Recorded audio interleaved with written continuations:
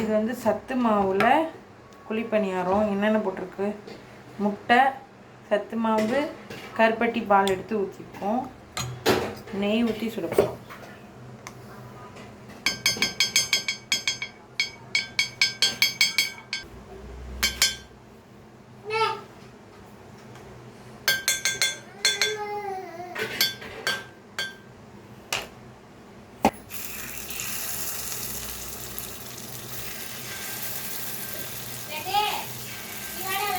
சத்து மாவு குழிப்பணியாரம்.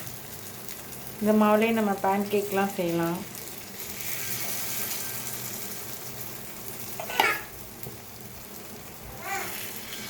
என்னம்மா? டெம்பிளுக்கு அப்புறம் ஃபஸ்ட்டு சர்ச்சு, அப்புறம் டெம்பிள், அப்புறம் மசூதி. மாஸ்க்.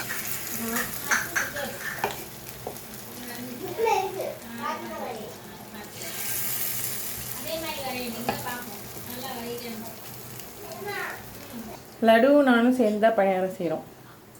லட்டுவோட ஹெல்ப் வந்து இதில் ரொம்ப பெருசு. என்ன ஹெல்ப் பண்ணுவாங்கன்னா, இந்த கையை வந்து வேலை செய்ய விட மாட்டாங்க. இந்த கையில் வந்து இவங்களை வச்சுக்கிட்டே இருக்கணும். ஒரு கையில் மட்டும் சமைக்கணும். அதான் லட்டுக்கான பங்கு இதில். ஒரு கையில் செய்கிறதுனால திருப்பி போடுறதெல்லாம் எனக்கு காமிக்க முடியல, சாரி. ஒரு கையில் தான் எல்லாமே பண்ணணும். லட்டு இருப்பா, லட்டு பொண்ணு இருப்பா.